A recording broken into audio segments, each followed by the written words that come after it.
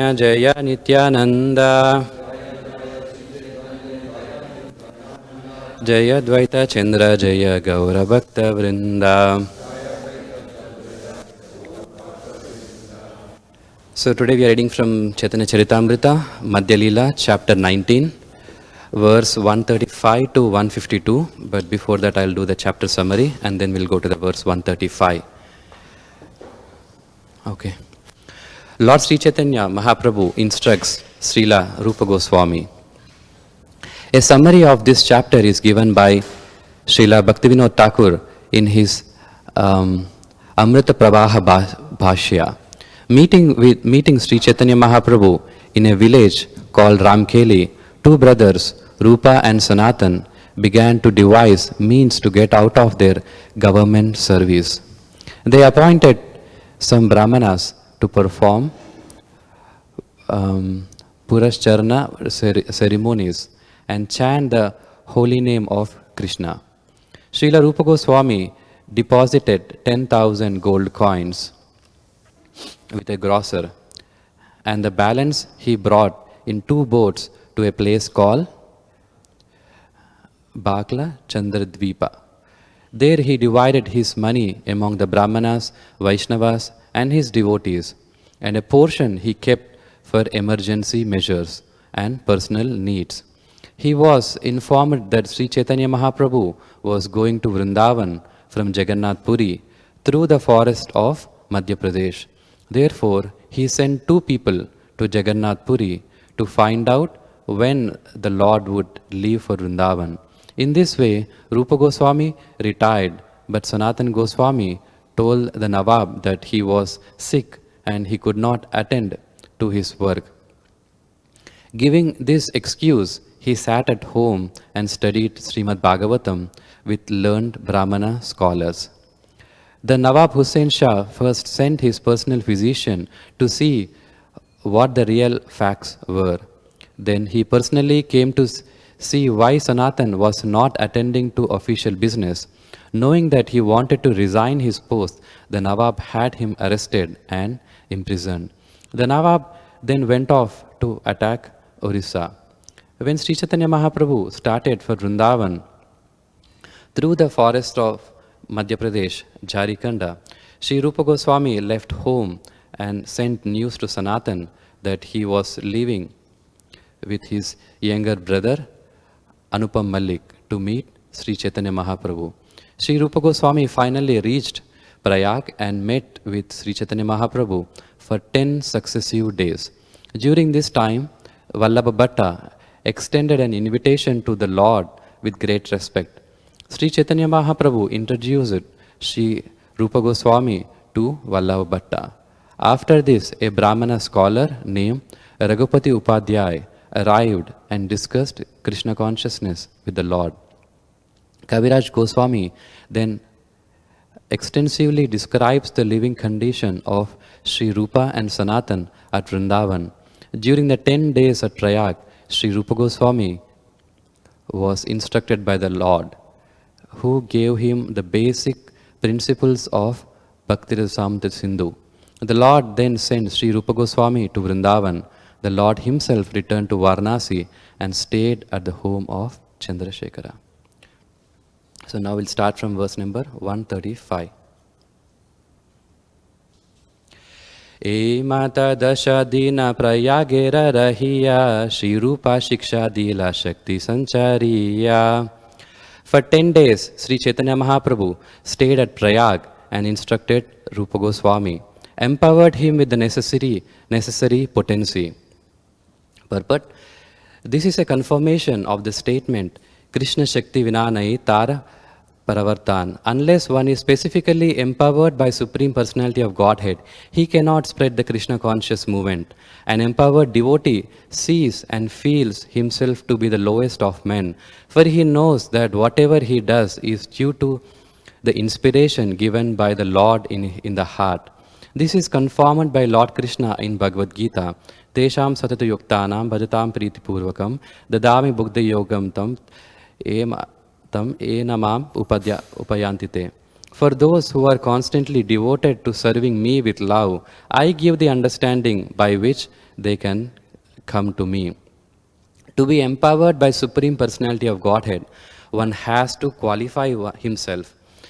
This means that one must engage 24 hours daily in loving devotional service to the Lord. The material position of a devotee doesn't matter because devotional service is not dependent on material considerations. In his earlier life, Sri Rupa Goswami was a government officer and a grihastha. He was, he was not even a brahmachari or sannyasi. He associated with mlechas and yavanas, but because he was always eager to serve, he was a qualified recipient for the Lord's mercy.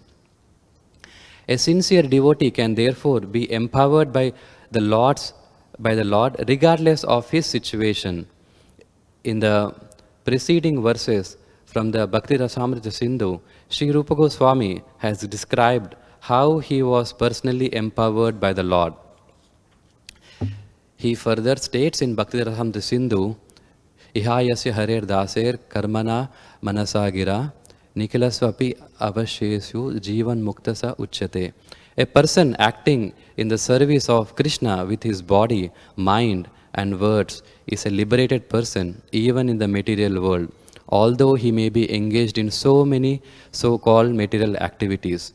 To keep oneself free from material contamination and attain Lord's favor, one must be sincerely eager to render service to the Lord. This is the only necessary qualification. As soon as one is favored by the mercy of the spiritual master and the Lord, one is immediately given all power necessary to write books and propagate the Krishna conscious movement without being hampered by material considerations. Prabhu kahe suna rupa bhakti rasera lakshana sutra rupa kahi vistara nayaya varnana. Sri Chaitanya Mahaprabhu said, "My dear Rupa, please listen to me. It is not possible to describe devotional service completely.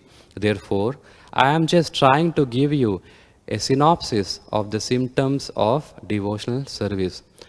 Para para shunya gabira bhakti rasa sindhu tomaya chakita tara kahi eka bindu." The ocean of transcendental mellows of devotional service is so big that no one can estimate its length and breadth. However, just to help you taste it, I am describing but one drop. Aita brahmanda bari ananta jiva gana chaurashi lakshana yoniya karaya brahmana. In this universe, there are unlimited living entities in 8,400,000 species, and all are wandering within this universe. This is a challenge to so-called scientists and philosophers who presume that there are living entities on this planet only. So-called scientists are going to the moon and they say that there is no life there. This does not tally with Sri Chaitanya Mahaprabhu's version. He says that everywhere within the universe there are unlimited number of living entities in 8,400,000 different forms. In Bhagavad Gita 2.24, we find that the living entity are sarvagata, which means that they can go anywhere. It indicates that there are living entities everywhere. They exist on land, in water, in air, in fire, and in ether. Thus, there are living entities in all types of material elements. Since the entire material universe is composed of 5 elements, earth, water, fire, air, and ether, why should there be living entities on one planet and not others? Such a foolish version can never be accepted by Vedic students. From the Vedic literature, we understand that there are living entities on each and every planet, regardless of whether the planet is composed of earth, water, fire, or air. These living entities may not have the same form that are found on this planet Earth, but they have different form composed of different elements. Even on this earth, we can see that the forms of land animals are different from the forms of aquatics. According to the circumstance, living conditions differ, but undoubtedly there are living entities everywhere. Why should we deny the existence of living entities on this or that planet? Those who have claimed that those who have claimed to have gone to the moon have not gone there, or else with their imperfect version they cannot actually perceive the particular type of living entities there. The living entities are described as Ananta or unlimited. Nonetheless, they are said to belong to 8,400,000 species as stated in Vishnu Purana. Jalaja Navalakshani Stavara Laksha Vimshati Krimayo Rudra Shankarsha Pakshinam Dashalakshanam Trimshalam Lakshani Pashavaha Chatush Lakshani Manushaha. There are 900,000 species living in water, and there are also 2 million non-living entities, Tavara, such as trees and plants. There are 1,100,000 species of insects and reptiles, and there are 1 million species of birds. As far as quadrupeds are concerned, there are 3 million varieties, and there are 400,000 human species. Some of these species may exist on one planet and not on other, but in any case, with all the planets of the universe, even in the sun, there are living entities. This is a verdict of the Vedic scripture, Vedic literature. As Bhagavad Gita 2.20 confirms, Najayate mriyate vakadachin, nayam bhutva bhavitava vana bhuyaha, ajo nitya shashvatoyam purano, nahanyate hanyamane sharire. For the soul, there is neither birth nor death at any time. He has not come into being and does not come into being, and will not come into being. He is unborn, eternal, ever existing, and primeval. He is not slain when the body is slain.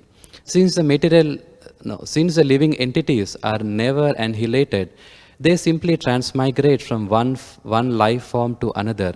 Thus, there is an evolution of forms according to the degree of developed consciousness. One experiences different degrees of consciousness in different forms. A dog's consciousness is different from a man's. Even within a species, we find that a father's consciousness is different from that his son's, and the child's consciousness is different from a youth's. Just as we find different forms, we find different states of consciousness. When we see different states of consciousness, we may take it for granted that there are bodies, we take it for granted that the bodies are different. In other words, different types of bodies depend on different states of consciousness. This is also confirmed in Bhagavad Gita 8.6. Yam yam yapi swaram bhavam tvajetanti kalevaram tvam tam evaiti kaunteya sadatat bhava bhavitaha. One's consciousness at the time of death determines one's type of body in next life. This is a process of transmigration of soul. A variety of bodies is already there. We change from one body to another in terms of our consciousness. Keshagrasa keta bhaga puna shatmasakari tara sama sukshma jiva swarupa vichari. The length and breadth of living entities is described as 1/10,000th part of the tip of a hair. This is the original subtle nature of the living entity. Keshagrashata bhagyasya satamsha sadrashaknaya jiva sukshma sarupoyam sankyatito hichitkanaha. If we divide the tip of hair into 100 parts and then take one of these parts and divide it again into 100 parts, then that very fine division is the size of but one of the numberless living entities. They are all chitkana, particles of spirit, not matter. This is quoted from the commentary of the portion of Srimad Bhagavatam, wherein the Vedas personified offer their obeisances unto Supreme Personality of Godhead. Lord Krishna confirms his statement in Bhagavad Gita, Mamevamsho Jiva Loke Jiva Bhuta Sanatana. The living entities in this conditioned world are my eternal fragment parts. Lord Krishna personally identifies himself with the minute living entity. Lord Krishna is the Supreme Spirit, the Spirit Soul, and the living entities are his very minute parts and parcels. Of course, we cannot divide the tip of hair into such fine particles, but spiritually, such small particles can exist. Spiritual strength is so powerful that mere atomic portion of spirit can be the biggest brain in the material world. The same spiritual spark is within an ant and within the body of Brahma. According to his material activities, the spiritual spark attains a certain type of body. Material activities are carried out in goodness, passion, and ignorance, or a combination of these. According to the mixture of the modes of material nature, the living entity is awarded a particular type of body. This is the conclusion. Balagrashata bhagyasya satada kalpitasya cha bhago jivasa vijnaya iti chaha parashrutihi. If we divide the tip of hair into 100 parts and then take one part and divide into another 100 parts, that 10,000 part is a dimension of living entities. It is a verdict of the chief Vedic mantras. Purport. The first three padas of this verse from the Panchadisha Chitra Deepa are taken from Shvetashvara Upanishad. Shukshmamapi aham jivaha. Lord Krishna says, among minute particles, I am the living entity. Living entity is one with and different from the Supreme Personality of Godhead. As Spirit Soul, living entity is one in quality with the Supreme Lord. However, Supreme Lord is bigger than the biggest, and the living entity is the smallest of the small. This quotation is from third pada of a verse from Srimad Bhagavatam 11:16-11. Aparamita durvastanu bhruvo yadi sarvagatas tarhi na shasheteti niyamo dhruva netrata ajani chayan mayam tat avimuchya niyantaret bhavet samam anujatam yat atmat amatam maya dushtataya. Lord, O Lord, although the living entities who have accepted material bodies are spiritual and unlimited in number, if they are all pervading, there would be no question of their being under the control. If they are accepted, however, as the particles of eternally existing spiritual entity as part of you, who are Supreme Spirit whole, we must conclude that they are always under your control. If the living entities are simply satisfied with being identical with you as spiritual particles, then they will be happy being controllers of so many things. The conclusion that the living entity and the Supreme Personality of Godhead are one and the same is a faulty conclusion. It is not a fact. This verse is from Srimad Bhagavatam 10:87-30, was spoken by the personified Vedas. Tara madhyastavara jangamai dui beda jangama triyak jala stalachara vibeda. The unlimited living entities can be divided into two divisions, those that can move and those that cannot move. Among living entities that can move, there are birds, aquatics, and animals. Sri Chaitanya Mahaprabhu is giving clear instructions on how the living entity live under different conditions. There are trees, plants, and stones that cannot move, but still they must be considered living entities or spiritual spark. The soul is present in the bodies like those of trees, plants, and stones. They are all living entities. Among moving living entities such as birds, aquatics, and animals, the same spiritual spark is there. As stated herein, there are living entities that can fly, swim, and walk. We must also conclude that there are living entities that can move within fire and ether. Living entities have different material bodies composed of earth, water, fire, and ether. The words Tara Madhya means within this universe. The entire material universe is composed of five material elements.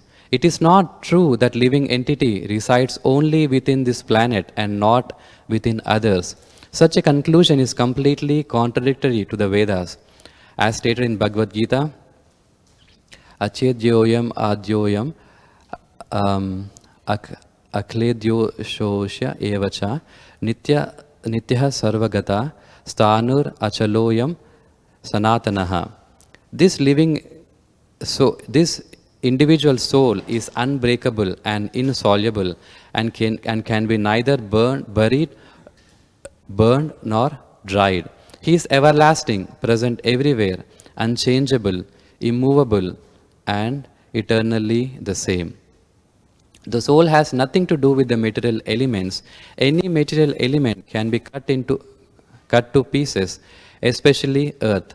As far as a living entity is concerned, however, he can neither be burned nor cut to pieces. He can therefore live within fire. We can conclude that there are also living entities within the sun. Why should living entities be denied this planet or that planet? According to the Vedas, the living entities can live anywhere and everywhere, on land and in water, in air and in fire. Whatever the condition, the living entity is unchangeable, sthanu. From the statements of Sri Chaitanya Mahaprabhu and Bhagavad Gita, we are to conclude that living entities exist everywhere throughout the universe. They are distributed as trees, plants, aquatics, birds, human beings, and so on. Tare madhya manusya jati ati alpatare tara madhye mlecha pulinda buddha shabara. Among the living entities known as human beings are very small in quantity.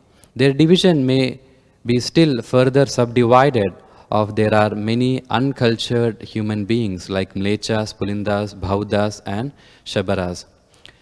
Veda nishta madhye ardeka veda mukhe mana veda nishiddha pare papa kare dharma nahi gane. Among living entities, those who are followers of the Vedic principles are considered civilized. Among these, almost half simply give lip service while committing all kind of sinful activities against these principles. Such people do not care for regulative principles. The word Veda means knowledge. Supreme knowledge consists of understanding the Supreme Personality of Godhead and our relationship with Him and acting according to that relationship. Action in accordance with the Vedic principles is called religion. Religion means following the orders of Supreme Personality of Godhead. The Vedic principles are the injunctions given by the Supreme Personality of Godhead. Aryans are civilized human beings who have been following the Vedic principles since time immemorial. No one can trace out the history of Vedic principles set forth so that man might understand the Supreme Being. Literature or knowledge that seeks the Supreme Being can be accepted as a bona fide religious system, but there are many different types of religious systems according to the place, the disciples, and the people's capacity to understand.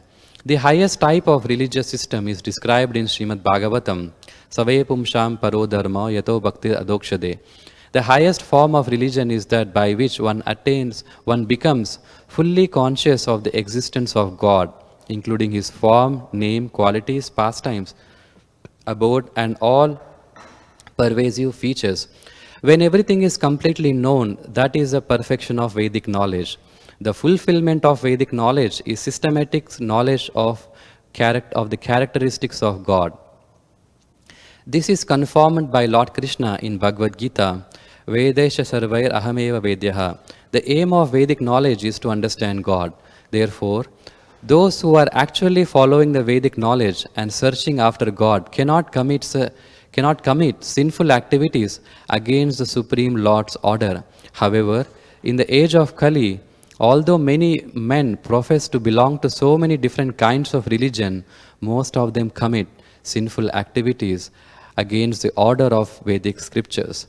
Sri Chaitanya Mahaprabhu therefore says herein, Veda Nishiddha Parakare Dharma Nahi Jane. In this age, many men may profess a religion, but they actually do not follow the principles. Instead, they commit all kinds of sins. Dharmachari madhye bhuta karma nishta koti karma nishta madhye eka jnani shreshta.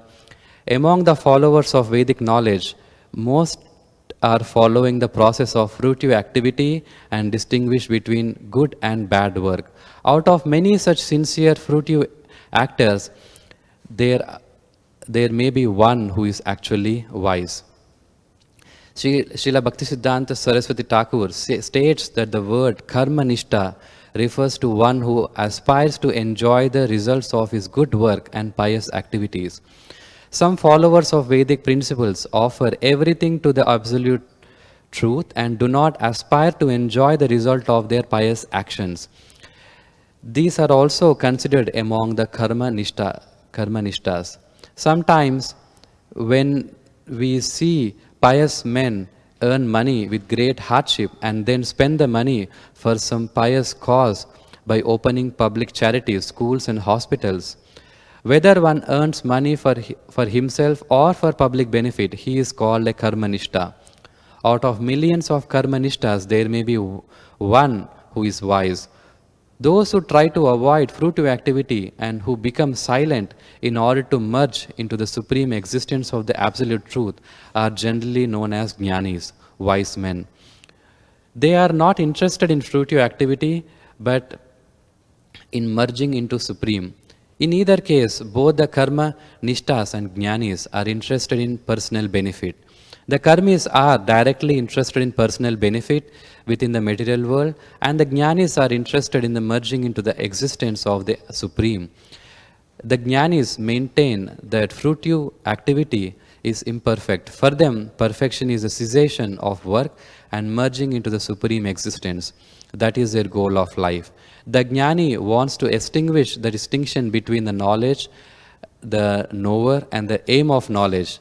This philosophy is called monism or oneness, is characterized by spiritual silence. Koti jnani madhyahaya eka jnani mukta, koti mukta madhye durlabha eka Krishna bhakta. Out of many millions of such wise men, one may actually become liberated, mukta, and out of many million of such liberated persons, a pure devotee of Lord Krishna is very difficult to find. Srimad Bhagavatam, it is said that due to their poor fund of knowledge, the jnanis are not actually liberated. They simply think that they are liberated. The perfection of knowledge culminates when one comes to the platform of knowing the Supreme Personality of Godhead. Brahmeti Paramatmeti Bhagavaneti Shabdate. The Supreme, the Absolute Truth, Satya Vastu, is described as Brahman, Paramatman and Bhagavan. Knowledge of the impersonal Brahman and the Super Soul is imperfect until one comes to the platform of knowing the Supreme Personality of Godhead. It is therefore clearly said in this verse, Koti Mukta Madhye Durlabha Eka Krishna Bhakta. Those who search after the knowledge of impersonal Brahman or localized Paramatma are certainly accepted as liberated, but due to their imperfect knowledge, they are described in Srimad Bhagavatam as Vimukta Manina. Since their knowledge is imperfect, their conception of liberation is imperfect. Perfect knowledge is possible when one knows the Supreme Personality of Godhead, that is supported by Lord Krishna in Bhagavad Gita. Bhoktaram yajñatapasam sarva loka maheshwaram suhridam sarva bhutanam jnatva mam shanti vricchati. A person in full consciousness of me, knowing me to be the ultimate beneficiary of all sacrifices and austerities, the supreme lord of all planets and demigods, and the benefactor and well-wisher of all living entity, attains peace from the pangs of material miseries.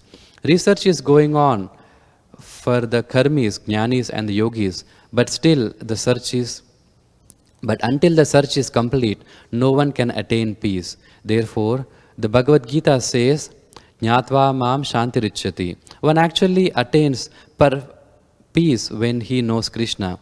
This is described in next verse.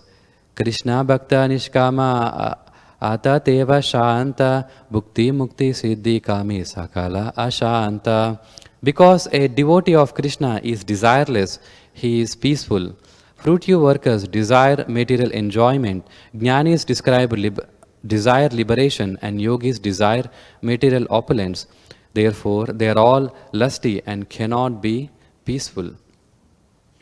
The devotee of Lord Krishna has no desire other than serving Krishna. Even so-called liberated people are full of desires. Fruitive actors desire better living accommodation, and the jnanis wants to be with the supreme yogi, and the jnanis want to be one with the supreme. Yogis desire material opulence, yogic perfection and magic. All these non-devotees are lusty, kami, because they desire something they cannot have peace.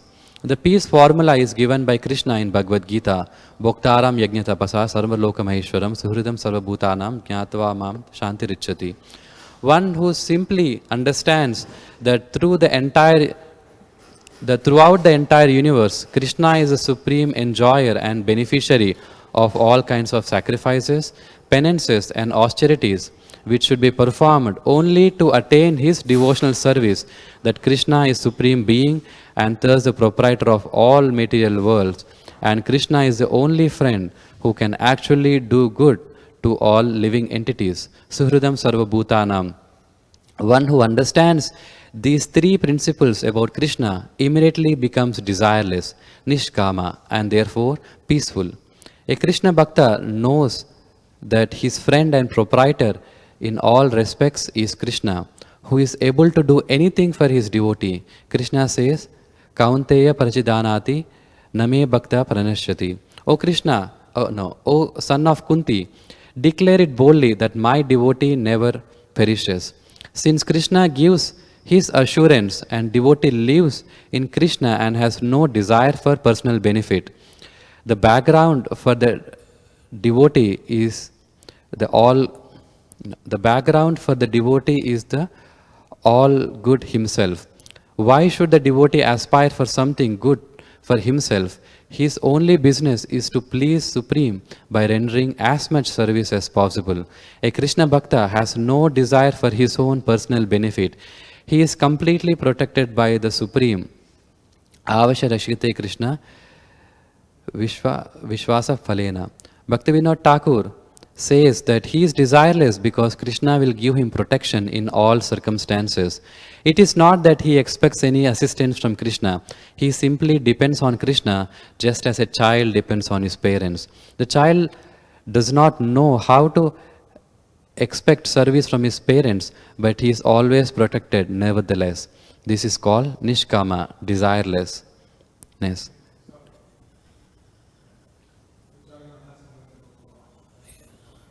Okay.